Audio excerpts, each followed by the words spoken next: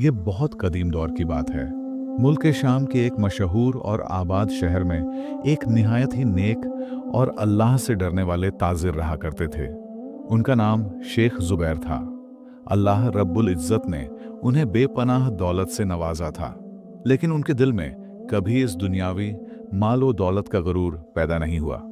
वो हमेशा गरीबों की मदद करते, यतीमों के सर पर शफकत का हाथ रखते और पाबंदी से अपनी दौलत का सदका और ज़कात अदा किया करते थे। शेख जुबैर के दो बेटे थे। बड़े बेटे का नाम हाशिम था और छोटे बेटे का नाम अब्दुल्लाह था। दोनों भाई एक ही छत के नीचे पले बड़े थे, लेकिन दोनों का मिजाज और फितरत एक दूसरे से यकसर मुख्तलिफ थी। हाशिम बचपन से ही दुनियावी चमक धमक का शौकीन था। उसे उम्दा लिबास पहनने, लजीज खाने खाने और दौलत जमा करने का बेइंतहा शौक था। वो अक्सर अपने वालिद की सखावत पर एतराज़ किया करता था और कहता था कि अब्बा जान, आप अपनी मेहनत की कमाई इस तरह गरीबों में क्यों लुटा देते हैं। दूसरी तरफ छोटा बेटा अब्दुल्ला बिल्कुल अपने वालिद के नक्श एक कदम पर चलने वाला इंसान था। वो निहायत ही सादा मिजाज, मुत्तकी और इबादत गुजार नौजवान था। उसका मानना था कि यह दुनिया सिर्फ एक आर्जी मुकाम है और असल कामयाबी आखिरत की कामयाबी है। वो अपने वालिद के कारोबार में हाथ बंटाता, लेकिन कभी भी दौलत की हवस को अपने दिल में जगह नहीं देता था। वक्त गुजरता गया और शेख जुबैर बूढ़े हो गए।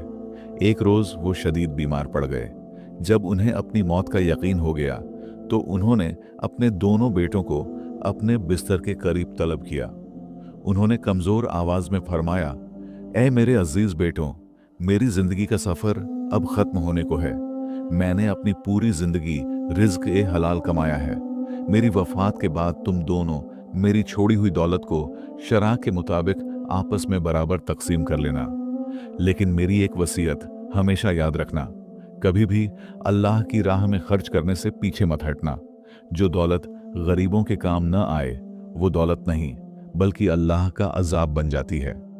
हाशिम ने सिर्फ सर हिला दिया, जबकि अब्दुल्लाह की आंखों से आंसू जारी थे। कुछ ही लम्हों बाद शेख जुबैर कलमा ए शहादत पढ़ते हुए इस दुनिया ए फानी से कूच कर गए। पूरे शहर में कोहराम मच गया, क्योंकि एक नेक इंसान दुनिया से रुखसत हो चुका था। वालिद के इंतकाल और दफनाने के मामलात मुकम्मल होने के बाद दोनों भाइयों ने कारोबार और जायदाद की तकसीम का फैसला किया। शेख जुबैर की छोड़ी हुई दौलत में सोने चांदी के अशरफियों से भरे संदूक, एक बहुत बड़ा आलीशान महल, शहर के बीचों बीच एक बहुत बड़ी दुकान और शहर के बाहर एक बंजर जमीन का बड़ा टुकड़ा शामिल था। तकसीम के वक्त हाशिम के दिल में लालच पैदा हो गया। उसने अपने छोटे भाई अब्दुल्लाह से कहा, देखो अब्दुल्लाह, मैं बड़ा भाई हूं, इसलिए कारोबार और दुकान पर मेरा हक ज्यादा बनता है। मैं ये आलीशान महल, दुकान और सोने के संदूकत रख लेता हूं। तुम शहर के बाहर वाली वो जमीन रख लो और कुछ नकदी ले लो। हाशिम की ये बात सरासर नाइंसाफी थी। शहर के बाहर की वो जमीन बिल्कुल बंजर और वीरान थी, जहां खेती बाड़ी करना भी मुमकिन नहीं था। लेकिन अब्दुल्लाह का दिल दुनिया की मोहब्बत से बिल्कुल पाक था। उसने बिना किसी हुज्जत और तकरार के अपने बड़े भाई की बात मान ली। अब्दुल्लाह ने नरमी से जवाब दिया, भाईजान, मुझे इस दुनियावी मालो मता की कोई हवस नहीं। अगर आपकी खुशी इसी में है तो मुझे ये तकसीम मंजूर है। मेरे लिए अल्लाह का फजल और उसकी रजा ही सबसे बड़ी दौलत है। इस तरह दोनों भाइयों के रास्ते अलग हो गए। हाशिम उस आलीशान महल में रहने लगा। उसने अपने वालिद का सीधा सादा कारोबार छोड़कर सूद और मुनाफा खौरी का काम शुरू कर दिया।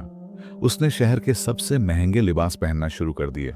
हर रात दावतें उड़ाने लगा और आहिस्ता आहिस्ता उसने गरीबों को सदका देना बिल्कुल बंद कर दिया।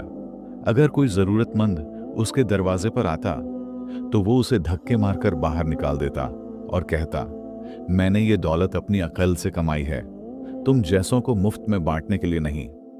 वहीं दूसरी तरफ अब्दुल्लाह ने शहर के बाहर अपनी उस बंजर जमीन पर एक छोटी सी कच्ची झोपड़ी बना ली। उसके पास जो थोड़ी बहुत नकदी थी उससे उसने कुछ भेड़ बकरियां खरीद लीं और उन्हें चराकर अपना गुजारा करने लगा। वो हर हाल में अल्लाह का शुक्र अदा करता, रात के पिछले पहर उठकर तहज्जुद की नमाज अदा करता और अल्लाह की बारगाह में अपने वालिद की मगफिरत की दुआएं मांगता। उसकी सादगी और नेकी की वजह से आसपास के चंद गरीब लोग भी उसके पास आकर बैठने लगे और वो अपनी रूखी सूखी रोटी भी उनके साथ बांट कर खाता। अब्दुल्लाह अपनी सादा और कनात पसंद जिंदगी में बहुत मग्न था। एक रोज वो अपनी बंजर जमीन के एक हिस्से में अपने हाथों से कुदाल चलाकर उसे खेती के काबिल बनाने की जद्दोजहद कर रहा था। जमीन निहायत सख्त थी और पसीना उसके माथे से टपक कर जमीन पर गिर रहा था। लगातार कई घंटों की मेहनत के बाद अचानक उसकी कुदाल किसी सख्त चीज से टकराई। टन की एक तेज आवाज आई। अब्दुल्लाह ने रुककर वहां की मिट्टी हटाई तो उसे जमीन के नीचे दबी हुई एक पुरानी और बोसीदा सी संदूकची नजर आई।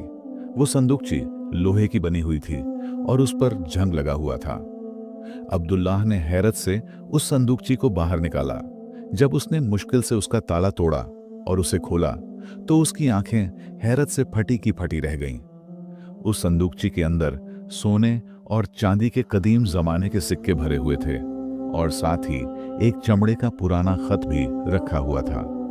अब्दुल्लाह ने कांपते हुए हाथों से वो खत खोला। उस पर अरबी जबान में कुछ इबारत लिखी हुई थी। जब उसने उसे पढ़ा तो उसमें लिखा था, ऐ इस जमीन के वारिस, ये दौलत एक जमाने में मैंने हलाल तरीके से कमाई थी। मैं इसे यहाँ दफन कर रहा हूँ ताकि कोई नेक इंसान इसे अल्लाह की राह में और इंसानियत की भलाई के लिए इस्तेमाल करे। अगर तू इसे अपनी जाती हवस के लिए खर्च करेगा तो ये तेरे लिए हलाकत बन जाएगी। अब्दुल्लाह ये पढ़कर सजदे में गिर गया और अल्लाह का शुक्र अदा करने लगा। उसने उस दौलत को अपने लिए आजमाइश समझा। उसने फौरन फैसला किया कि वो इस दौलत को अपने ऐश ओ आराम के लिए बिल्कुल इस्तेमाल नहीं करेगा। अगले ही दिन से अब्दुल्लाह ने उस दौलत से शहर के गरीबों, बेवाओं और यतीमों की छुप छुप कर मदद करनी शुरू कर दी।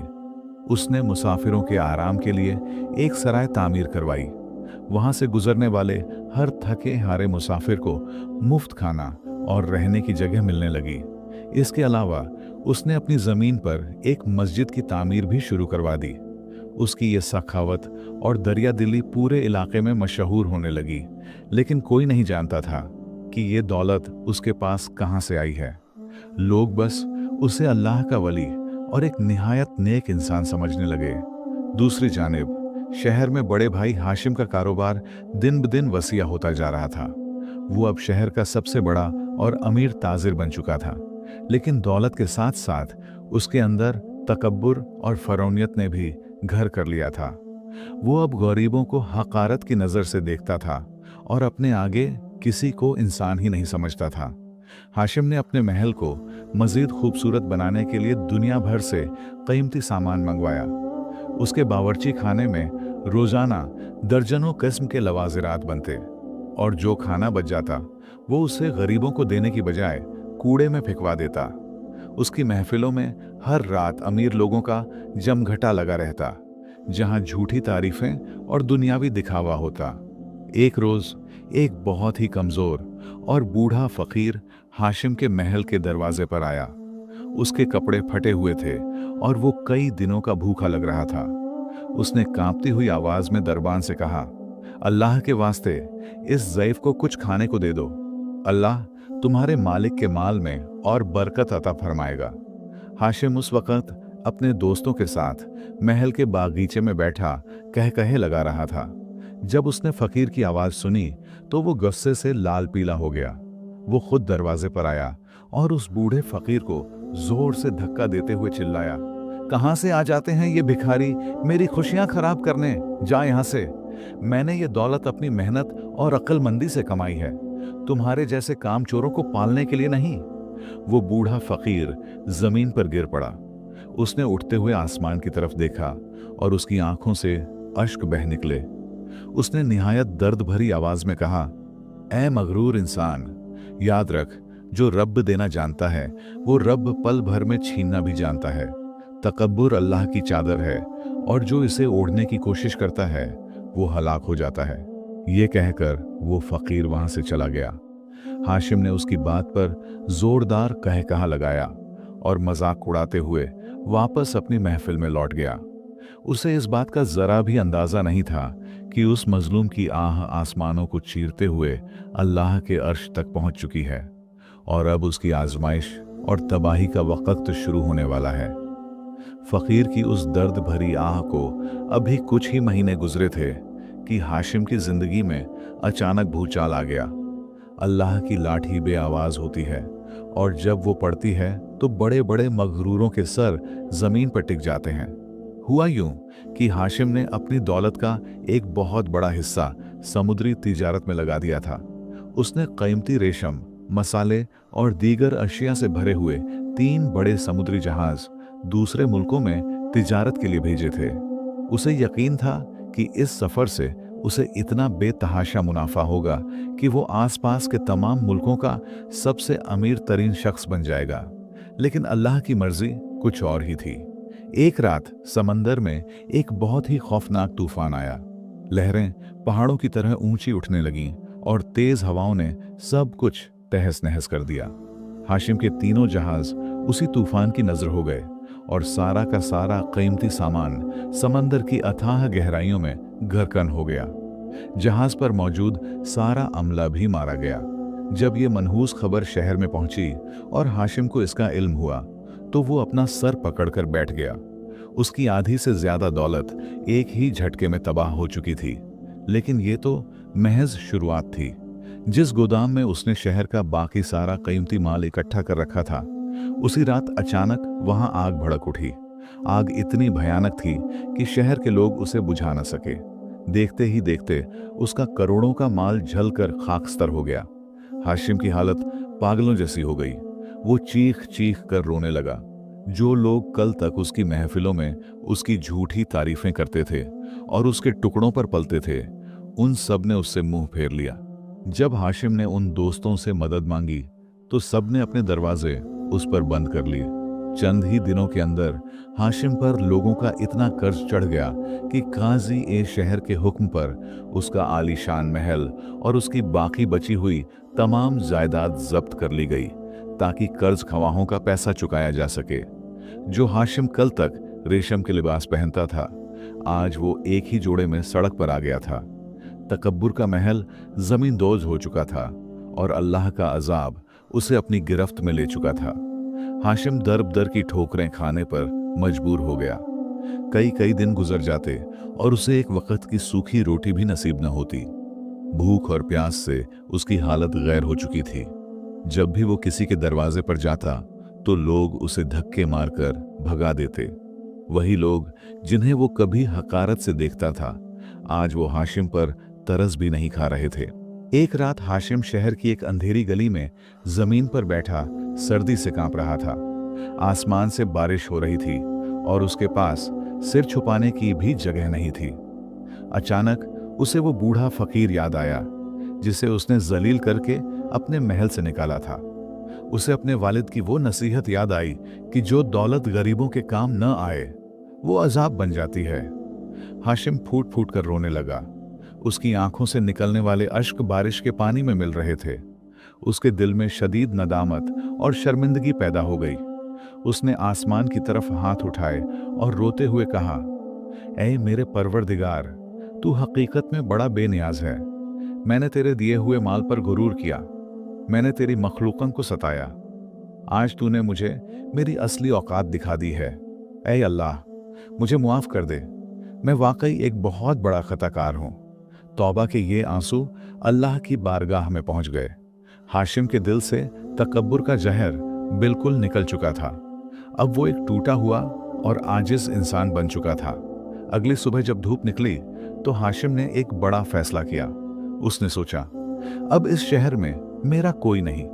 मेरा छोटा भाई अब्दुल्ला, जिसके साथ मैंने नाइंसाफी की थी, शायद वो मुझे मुआफ कर दे। मैं उसके पास जाऊंगा और उसके कदमों में गिरकर उससे मुआफी मांगूंगा। वो मुझे अपने पास कोई छोटा मोटा काम दे देगा तो मेरी बकाया जिंदगी गुजर जाएगी। वो शर्मिंदगी और झिझक के साथ थके हुए कदमों से शहर के बाहर उस बंजर जमीन की तरफ चल पड़ा जहां उसने कई साल पहले अपने भाई को एक झोपड़ी में छोड़ा था। उसे इस बात का बिल्कुल अंदाजा नहीं था कि वहां पहुंचने पर उसे क्या मंजर देखने को मिलने वाला है। जब हाशिम शहर के बाहर उस इलाके में पहुंचा तो वो हक्का बक्का रह गया। जहां कभी एक वीरान और बंजर जमीन हुआ करती थी, आज वहां फलों के हरे भरे बागात लगे हुए थे। एक खूबसूरत मस्जिद तामीर थी जहां से अनजान की मीठी सदा आ रही थी। पास ही में एक बहुत बड़ा मुसाफिर खाना बना हुआ था जहां गरीब और यतीम लोग सुकून से खाना खा रहे थे। हाशिम को लगा कि शायद वो रास्ता भटक गया है। उसने एक राहगीर से पूछा, भाई ये कौन सी जगह है? यहां तो शेख जुबैर के छोटे बेटे अब्दुल्लाह की झोपड़ी हुआ करती थी। राहगीर ने मुस्कुराते हुए कहा, ऐ मुसाफिर, ये वही जगह है और ये तमाम बागात, ये मस्जिद और ये सराय उसी नेक इंसान अब्दुल्लाह की है। अल्लाह ने उसकी नेकी और सखावत की वजह से उसे बेपनाह बरकत से नवाजा है। वो तो इस इलाके के गरीबों का मसीहा है। हाशिम ये सुनकर दंग रह गया। वो कांपते हुए कदमों से आगे बढ़ा। उसने देखा कि मस्जिद के आंगन में अब्दुल्लाह सादे कपड़ों में बैठा हुआ कुछ यतीम बच्चों को पढ़ा रहा है। हाशिम की आंखों से आंसू छलक पड़े। वो दौड़कर आगे बढ़ा और सीधे अब्दुल्लाह के कदमों में गिर पड़ा। मुझे मुआफ कर दे मेरे भाई, मुझे मुआफ कर दे, हाशिम फूट फूट कर रोते हुए चिल्लाया। मैंने दौलत के गुरूर में अंधा होकर तेरे साथ नाइंसाफी की। मैंने अल्लाह की नाफरमानी की। आज मैं सब कुछ हार कर एक भिखारी बनकर तेरे दर पर आया हूं। अब्दुल्लाह ने जैसे ही अपने बड़े भाई की ये हालत देखी, उसका दिल तड़प उठा। उसने फौरन हाशिम को उठाया और उसे जोर से अपने सीने से लगा लिया। अब्दुल्लाह की आंखें भी नम हो गई थीं।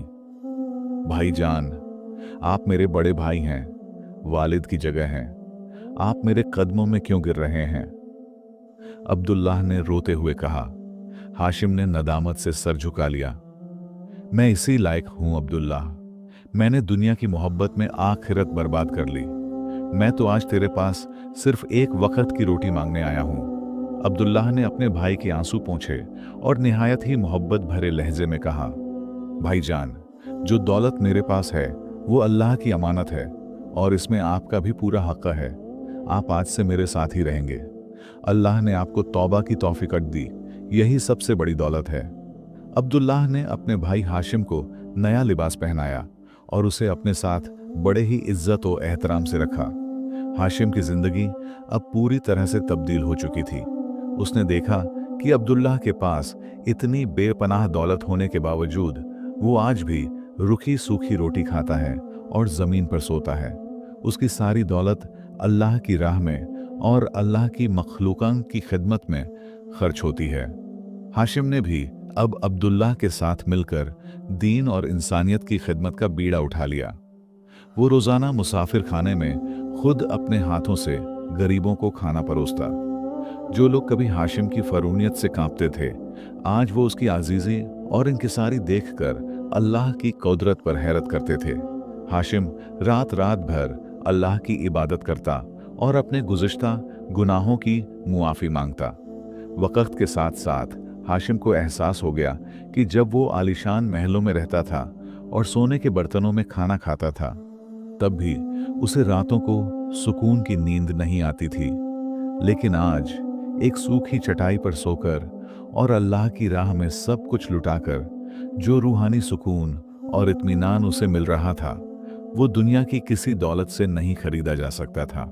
दोनों भाइयों ने अपनी बाकी की पूरी जिंदगी अल्लाह के दीन की इशात और मखलूका के खुदा की खिदमत में गुजार दी। जब उनका इंतकाल हुआ तो पूरे मुल्क शाम के लोग उनके जनाजे में शरीक हुए। उनकी ये दास्तान आज भी लोगों के लिए एक अजीम सबकत है। ये का किस्सा हमें ये पैगाम देता है कि दौलत अल्लाह की तरफ से महज एक आजमाइश है।